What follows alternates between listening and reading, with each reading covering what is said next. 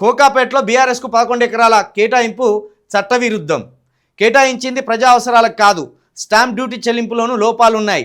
Counter దాఖలు చేసిన రాష్ట్ర ప్రభుత్వం వివాదాస్పద స్థలంలో నిర్మాణాలు లేవని వెల్లడి. మొత్తానికి కోకాపేటలో బీఆర్ఎస్కు 11 ఎకరాల భూ కేటాయింపు చట్టవిరుద్ధమాట. అసలు 11 ఎకరాల భూమిని బీఆర్ఎస్ ఎట్లా తీసుకునేది? మరి 11 ఎకరాలాట. ఇప్పుడేమో వాళ్ళు పొంగులేటి అక్రమాల మీద విరుచుకపడతాను. పొంగులేటి దోసుక తిన్నడు, పొంగులేటి అంత దొంగ ఇంత దొంగ అని అంటారు. ఇదే బీఆర్ఎస్ పార్టీ ఎక్సలెన్స్ సెంటర్ మానవ వనరుల అభివృద్ధి కేంద్రం నిర్మాణానికి గత ప్రభుత్వం హయాంలో కోకాపేటలో 11 ఎకరాల కేటాయింపు చట్టవిరుద్ధంగా జరిగిందని రాష్ట్ర ప్రభుత్వం హైకోర్టుకు తెలియజేసింది. కన్వీనియన్స్ డీడ్ రిజిస్ట్రేషన్తో పాటు స్టాంప్ డ్యూటీ చెల్లింపులోనూ లోపాలున్నాయని పేర్కొంది. బీఆర్ఎస్ ప్రభుత్వ హయాంలో రంగారెడ్డి జిల్లా గండిపేట మండలం కోకాపేట గ్రామంలోని సర్వే నెంబర్ 239, 240లో ఉన్న దాదాపు 1100 కోట్ల విలువ చేసే 11 ఎకరాల భూమిని నామమాత్రపు ధరకు ఆ పార్టీకి కేటాయించారు. ఈ కేటాయింపులను సవాల్ చేస్తూ ఫోరం ఫర్ గుడ్ గవర్నెన్స్ న్యాయవాది వెంకటరామిరెడ్డి హైకోర్టులో 2 వేర్వేరు ప్రజా ప్రయోజన వాద్యాలు దాఖలు చేశారు. 2023లో మొదటి పిటిషన్ దాఖలు కాగా అప్పటి నుంచి విచారణ కొనసాగుతున్నది. తాజాగా రాష్ట్ర ప్రభుత్వం ఈ పిటిషన్లలో కౌంటర్ దాఖలు చేసింది. బీఆర్ఎస్కు జరిగిన భూ కేటాయింపు చట్టవిరుద్ధమని తన కౌంటర్లో పేర్కొంది. వివాదాస్పద స్థలం ఖాళీగానే ఉందని, అక్కడ ఎలాంటి నిర్మాణాలు మొదలు కాలేదని తెలిపింది. రాజకీయ నాయకులకు శిక్షణ ఇవ్వడానికి ప్రతిపాదిత భవనాలు నిర్మించుకోవడానికి స్థలం కేటాయించారని, అది ప్రభుత్వ ఉద్యోగులు సిబ్బంది శిక్షణకు ఉపదేశించింది కాదని వివరించింది. ఈ మేరకు సదరు భూ కేటాయింపు చట్ట ప్రకారం జరగలేదని పేర్కొంది. అత్యధిక జనసాంద్రత కలిగిన నగరాల్లో భూమి అత్యంత విలువైన వనరు అని, కొంతమందికి తక్కువ ధరలకు భూములు కేటాయించడం చెల్లదని సుప్రీంకోర్టు చెప్పిన విషయాన్ని రాష్ట్ర ప్రభుత్వం గుర్తు చేసింది. రాజ్యాంగపరంగా గుర్తించిన ప్రజా అవసరాలకు తప్ప వేరే అవసరాలకు మార్కెట్ రేటు కంటే తక్కువ ధరకు భూమి కేటాయించడానికి వీల్లేదని చెప్పింది.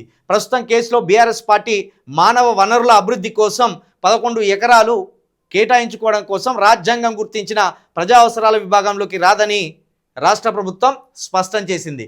అప్పటి పాలకుల తమకు అనుకూలంగానే తామే భూమి కేటాయించుకున్నారని చెప్పింది.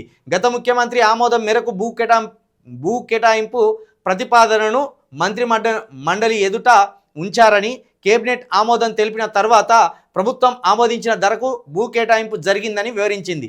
అప్పటి బీఆర్ఎస్ పార్టీ జనరల్ సెక్రటరీ భూమి కేటాయించాలని ప్రభుత్వాన్ని కోరారని, అయితే సదరు పార్టీ పబ్లిక్ బాడీ కాదని, లేదా సదరు కేటాయింపు ప్రజా అవసరాల కోసం జరగలేదని ప్రభుత్వం చెప్పింది. బీఆర్ఎస్ పార్టీకి సదరు 11 ఎకరాల భూ కేటాయింపు అప్పటి ప్రభుత్వం కేటాయించి ఉండకూడదని పేర్కొంది. అలాగే అందుకు సంబంధించిన కన్వీనియన్స్ డీడ్ కూడా సరైన విధంగా రిజిస్ట్రేషన్ జరగలేదని, స్టాంప్ డ్యూటీ చెల్లించకపోవడంతో సహా అనేక లోపాలు ఉన్నాయని తెలిపింది. మొత్తం కేసీఆర్ సొంత ఆస్తులు అనుకున్నాడు.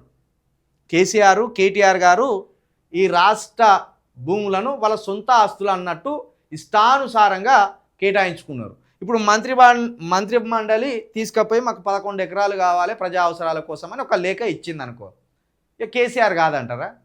ఆయనే ముఖ్యమంత్రి, ఆయన మంత్రివర్గమే ఆయనకు రిక్వెస్ట్ లెటర్ పెట్టింది. ఇక కాదంటారా? వాళ్ళ భూములు దోసుకోవాలనే ఆలోచనతోటి ఉన్నప్పుడు ఇక మంత్రిమండలి తెచ్చిన ప్రతిపాదన ఎట్లా కాదంటారు? సరే ప్రతిపాదన తెచ్చిండ్రు, పోనీ ఆ డీడ్ అన్న కరెక్ట్ కట్టిలా, రిజిస్ట్రేషన్ ఫీజు అన్న కరెక్ట్ కట్టిలా అంటే ఆ రిజిస్ట్రేషన్ ఫీజు కూడా కరెక్ట్ కట్టలేదట. 11 ఎకరాలు 1100 కోట్ల విలువ చేసే భూమి కోకాపేటలో ఎకరానికి 100 కోట్లు ప్రజా అవసరాలట. ఏ ప్రజా అవసరాలంటే బీఆర్ఎస్ కార్యకర్తలకు శిక్షణ ఇవ్వడానికి 1100 కోట్ల విలువైన భూమిని కాజేసే ప్రయత్నం. మరి ఇది ఎవరి పేరు మీద తీసుకున్నారు? పార్టీ పేరు మీద తీసుకున్నారా? ఏదైనా వ్యక్తి పేరు మీద తీసుకున్నారా? లేకపోతే ఆ రిజిస్ట్రేషన్ ఫీజులో అవకతవకలు ఉన్నాయంటారు కదా, ఆ రిజిస్ట్రేషన్ ఫీజును చెల్లించిన వ్యక్తి ఎవరు? ముఖ్యమంత్రి గారి పేరు, గత ముఖ్యమంత్రి గారి పేరు మీద చెల్లించిల్లా, లేకపోతే కేటీఆర్ గారి పేరు మీద చెల్లించిల్లా, ఎవరి పేరు మీద చెల్లించిల్లా అనేది కూడా తెలియాలి. ఎంత దుర్మార్గం చూడు, భూములను ఎంత తెలివిగా కొట్టేసిన చూడు. గత ప్రభుత్వం భూములను ఎంత తెలివిగా, ఎంత దుర్బుద్ధితోటి విలువైన భూములను కొట్టేయాలని చూసిండు చూడు. నిజంగా అక్కడే ఏదైనా ప్రజా అవసరాలకు ఉద్యోగాల కల్పన సృష్టించే కంపెనీలు పెట్టిందంటే అది వేరు. పోనీ పేద ప్రజల కోసం ఏదైనా శిక్షణ తరగతుల కోసం వారి నైపుణ్యం కోసం ఆ 11 ఎకరాలను అడిగినంటే వేరు. 11 ఎకరాలు 1100 కోట్ల విలువ చేసే భూమి బీఆర్ఎస్ కార్యకర్తల కాట పొలిటికల్ క్లాస్ల కోసం తీసుకున్నారట. ఎట్లా అసలు వీళ్ళను ఎట్లా అనాలి చెప్పు? అత్యంత విలువైన ఖరీదైన కమర్షియల్ ఏరియా కోకాపేట. అంత విలువైన ఏరియాలో 11 ఎకరాలు మా చేతిలో అధికారం ఉన్నది కొట్టేస్తామన్నట్టుగా దానికి వంకలు, దానికి కుట్రలు బన్ని 11 ఎకరాలను 1100 కోట్లను కొల్లగొట్టే ప్రయత్నం చేసిండ్రు. ఇది ఇక్కడ వరకు రాసుకొచ్చి ఇక్కడనే ఆపుతారా రాష్ట్ర ప్రభుత్వం? లేకపోతే ఆ 11 ఎకరాలను కొట్టేయాలని చూసిన ఆ దుర్మార్గులను బయటికి గుంజుతారా?